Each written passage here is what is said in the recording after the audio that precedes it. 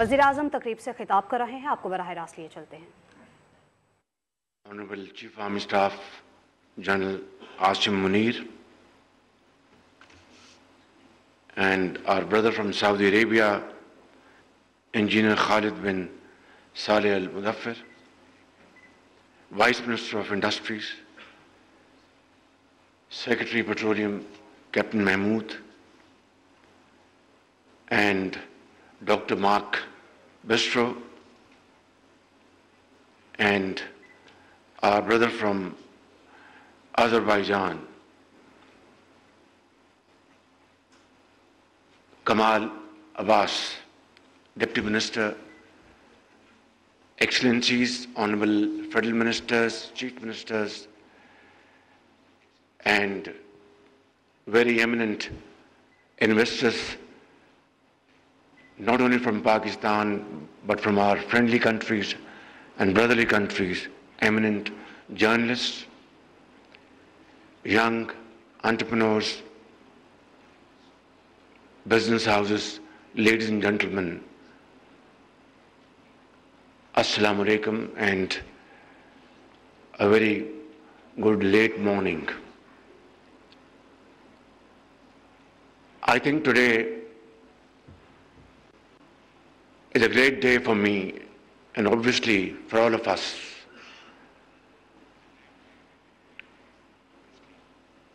Here is a galaxy of people belonging to various walks of life, and you can tell from their faces that they have been deeply involved and absorbed throughout the proceedings of today. I will not go into repetition. A brilliant presentation was made by Dr. Musaddiq Malik, and a very wonderful speech by our brother from Saudi Arabia. Captain Mahmood made his points very well, and Mr. Mark Bistro spoke in a very frank manner and a very heartwarming and heart-touching speech from the Chief Army Staff. So I will just stick to a few points because there's hardly anything more I can add on to their brilliance and extremely well articulated points. As it has been said that this has been a journey of 75 years,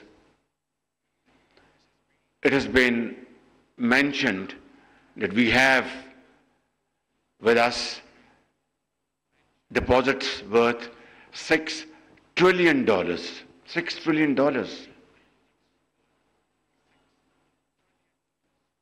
Imagine $6 trillion, and yet where we stand today. I will just make a few points to explain my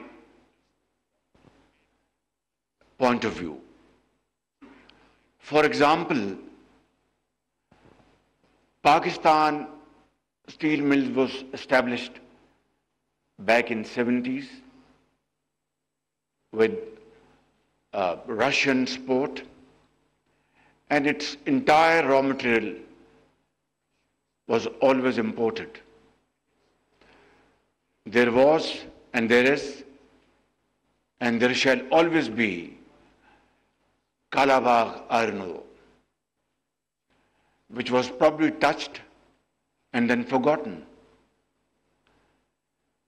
And there is no question about it that whatever iron content this Kalabagh iron ore had, today's technology and today's expertise could have and can easily convert into a raw material for steel plants in the shape of pellets or in other forms. Recordec, another case in point. Without going into details,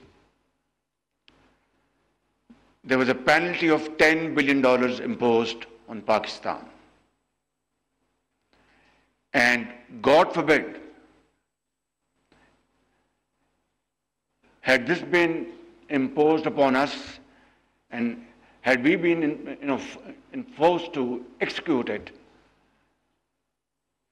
we would have lost our entire foreign exchange and yet not have been able to meet this challenge. Look at Tharkol, the largest or one of the largest coal deposits around the globe. Alhamdulillah, today one can say with a sense of pride and achievement that this has been now converted into wealth for Pakistan. But where were we as a nation for the last 75 years? Were we beholden to certain cartels or not able to explore this huge wealth of Pakistan for the well-being of the people of Pakistan for certain pressures, political reasons, or what? Is a question to be looked into deeply. Look at Cheniot iron ore, another deposit which belongs to the poor people of Pakistan and was subjected to worst kind of pilferage and corruption and corrupt practices. I will not mention names here because that is not the intent and purpose of this meeting. Because today is the day to learn our lesson from the past and now move forward in unison. But let me say a couple of things about Cheniot iron ore. It was the project, the entire project was handed over on a platter to a Pakistani residing in overseas, relative to one of those very influential people at that point in time, had no credentials, had no business history, and there was no bidding. It was simply handed over to him. And then what happened was that there was government changed, the matter was taken, the contract was rescinded, the matter went to the court of law. It took years. And finally the court of law decided that this was nothing but loot and plunder of the resources of the poor people of Pakistan. And then the matter went to Supreme Court, and that gentleman withdrew his application or petition or appeal, and nothing happened. NAB was nabbing only those who were opposed to the government of the day, and not those who had looted and plundered the scarce wealth of the people of Pakistan. So, ladies and gentlemen, this is the story, heart-wrenching story of our journey of 75 years. You cannot blame anybody else except our own self. Those governments, those who are given the responsibility of serving the cause of the people of Pakistan. So this is how we have wasted time, resources and energies which should have been dedicated for the well-being and prosperity of the people of Pakistan. Today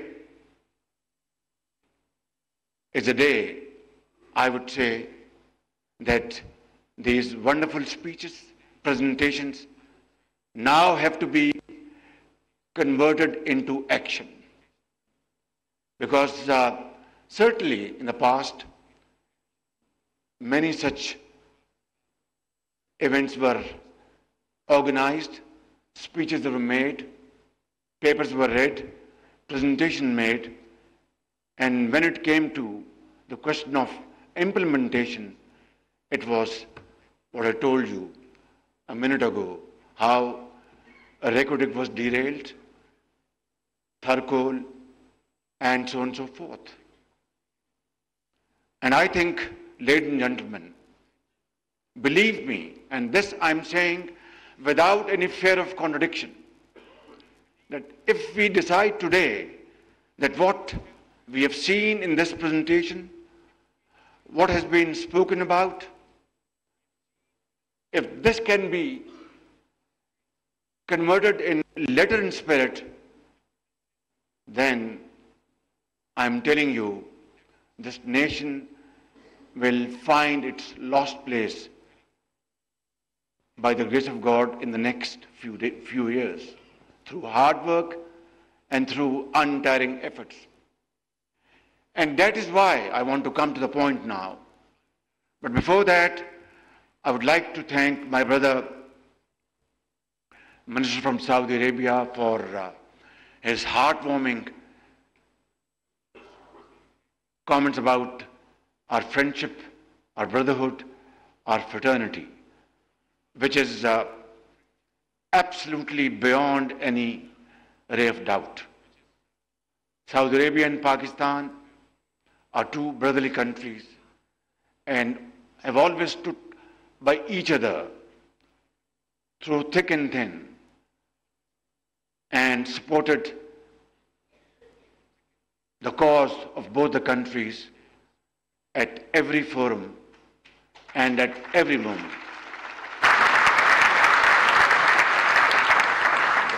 The most recent example is your support to Pakistan to achieve IMF program. You contributed $2 billion to meet the gap, which was so vital for Pakistan's survival. And my brother, on behalf of the people of Pakistan and my government, I'd like to thank you and convey my sincere gratitude to my brother, His Royal Highness Mohammed bin Salman, for his wonderful cooperation at this hour of need. Thank you very much. Pakistan में मादनियात के $6 trillion के ज़खायर हैं। 70 की दहाई में रूसी ताउन से स्टील मिल्स कायम की गई। थर में दुनिया के सबसे बड़े कोयले के ज़खायर हैं। 75 साल के दौरान हमने मादनी खजाने पर तवज्जो नहीं दी। रेकोडिक मंसूबा भी कौमी अहमियत का हामिल मंसूबा है, वज़ीर आज़म की जानिब से कहा गया।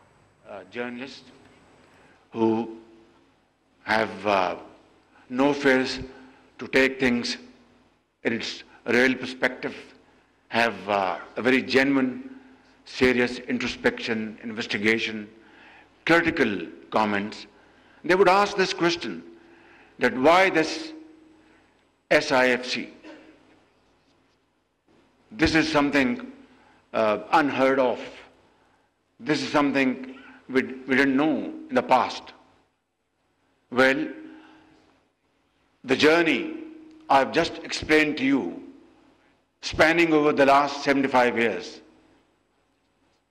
has landed Pakistan into this situation where we want to get rid of our begging bowl and yet we can't.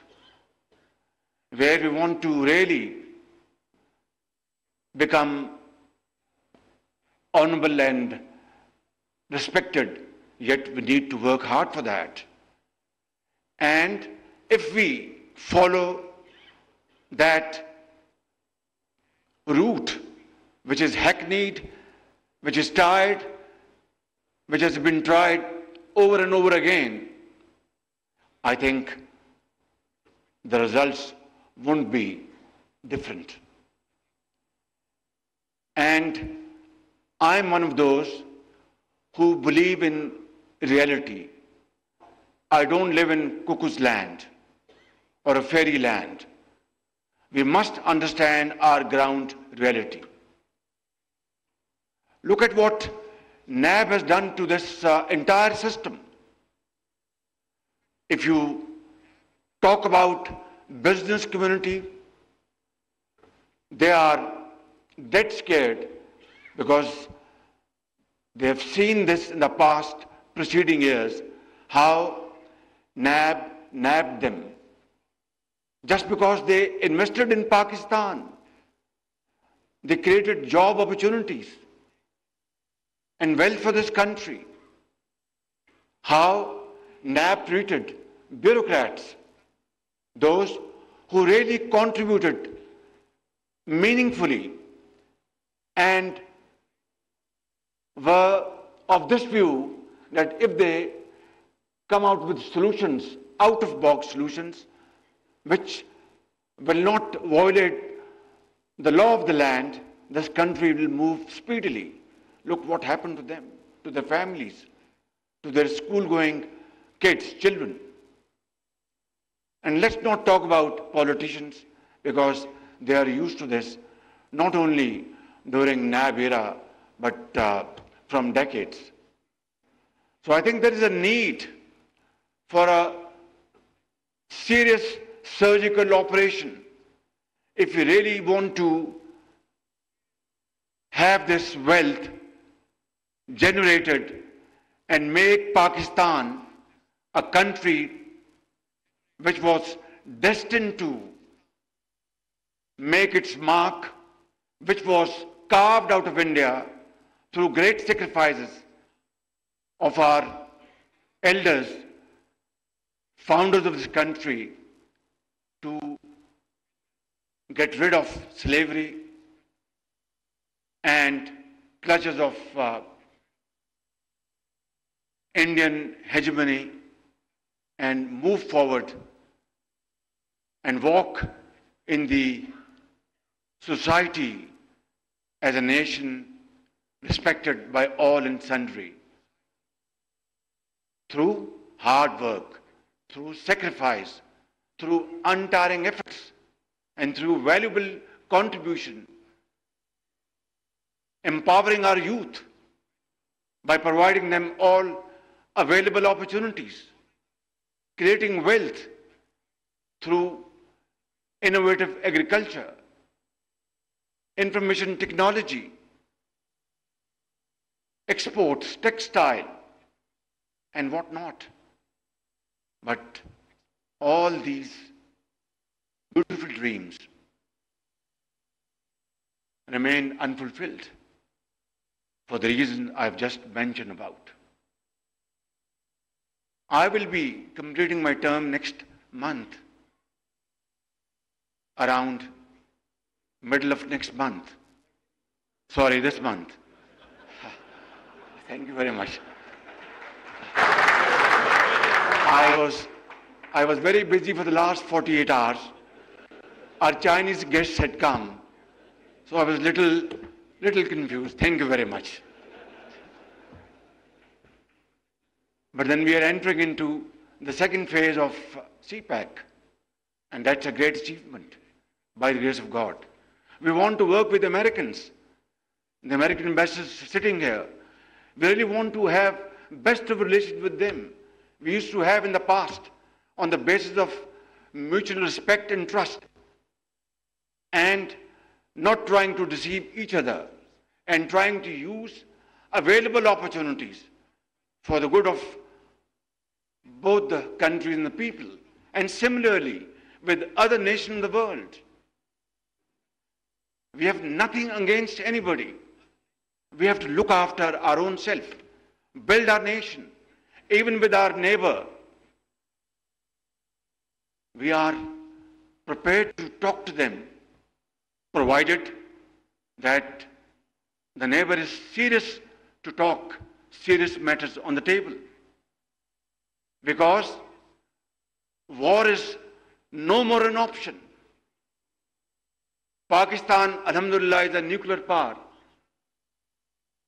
not as an aggressor, but for our defense purposes.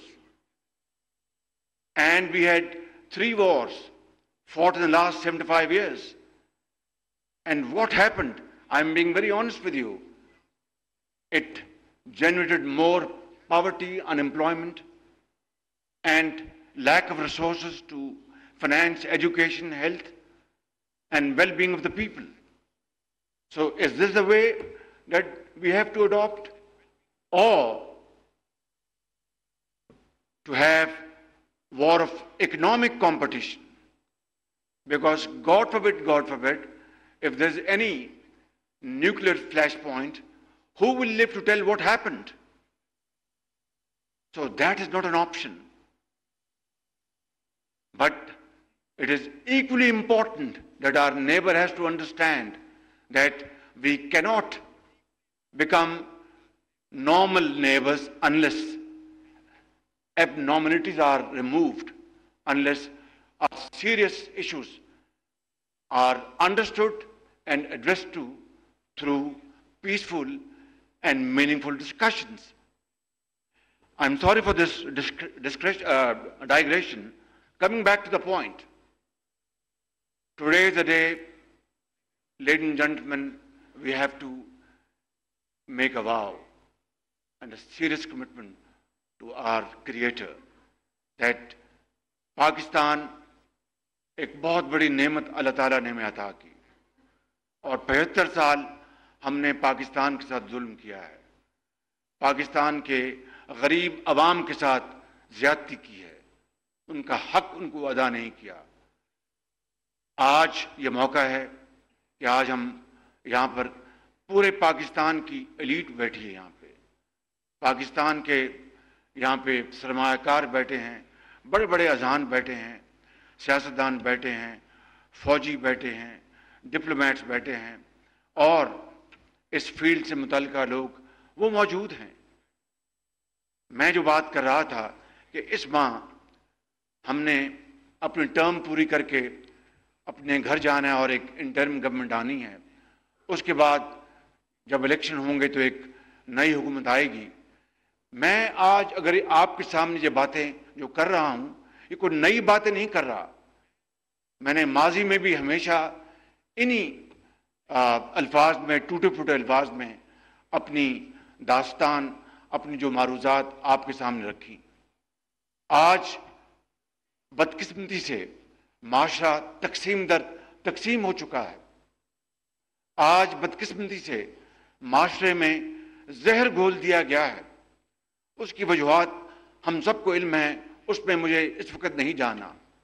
لیکن کیا یہی وتیرہ، یہی طریقہ ہے کہ ہم آج یہ جو پریزنٹیشنز یہاں پر پیش ہوئی ہیں اور یہ جو یہاں پر ایک نقشہ آپ کے سامنے بتایا گیا، کیا اس تقسیم اور اس حال میں ہم اس پر عمل پیرا ہوں گے اور اس سے نتائج حاصل کریں گے؟ نہیں. جب تک کہ یکجہتی اور ایک اتفاق، اتحاد ہم اس کا فیصلہ نہ کر لیں، میں سمجھتا ہوں کہ ہم اپنی کاوشوں میں کامیاب نہیں ہو سکتے. اور اس کے لیے یہی جو آج جو ماڈل بنایا گیا ہے SIFC، اس میں پوری حکومت اور حکومت شامل ہیں، صوبوں کی ادارے شامل ہیں، تاکہ جہاں سے کسی کو مدد چاہیے وہاں سے مدد حاصل کرے اور ان عظیم منصوبوں کو عملی جامہ پہنائے. اور میں سمجھتا ہوں کہ میں بڑے ادب کے ساتھ اور انکساری کے ساتھ میں عرض کروں گا کہ اگر ہمیں میران کی وادیوں میں، پنجاب کے میدانوں میں، KPK کے پہاڑوں میں اور بلوچستان کے سنگلاخ پہاڑوں میں اپنے غریب عوام کا اگر ذرا بھی درد ہے اور خیال ہے، اس ملک کے اندر بسنے والے کروڑوں نوجوان بچوں اور بچیوں کو उनका मुस्तकबिल संवारने का अगर हम में जज्बा और दर्द है, और इस मुल्क में लाखों यतीमों और बेवाओं को उनका हक दिलवाने का अगर हम में जज्बा और दर्द है, तो फिर वो रास्ता तलाश करें जिससे कि इंशाअल्लाह हम अपनी मंजिल तक पहुंचेंगे। और वो रास्ता सिर्फ वही है इत्तेहाद का, इत्तेफाक का और बराबर दिन रात मेहनत का। मैं इन अल्फाज के साथ अपनी बात ख़त्म करते हुए इकबाल के इस शेर से अपनी बात ख़त्म करूँगा। माफ़ कीजिए, मैं देख लूँ कोई पॉइंट को रह तो नहीं गया जी, एक पॉइंट रह गया। It's a story of dust to development. But we have seen this story of sand dunes to development in the recent years and recent decades in the Middle East, in Gulf state, in Saudi Arabia, in UAE. Look at what Saudi Arabia has done. They have converted their sand dunes. Of course, they have black gold, no doubt. They have natural gas, no doubt. But we have these trillions of dollars of worth, natural resources, water, great brains sitting in front of us in all walks of life. There is nothing that we don't have, which our brothers have. Of course, in different shapes and colors. So, if sand dunes could be converted into great models of progress and prosperity by our brothers, sitting here and sitting there, in UAE, in Qatar, in Saudi Arabia, in Kuwait, why can't we convert our dust into gold? That is the point at issue. So, the answer lies in completely getting rid of red tape, bureaucratic hurdles, delays, lack of decision making. Our State Minister Musaddiq, he's a brilliant person. Believe me, I'm not trying to flatter him. I'm not in this habit. But this is a fact. He's a brilliant person. I always pray that Allah grants him the power to take decisions. He will turn around things, inshallah. So I think we have everything. We lack only in one thing, and that is will to do. If we gather that will, I think sky would be the limit.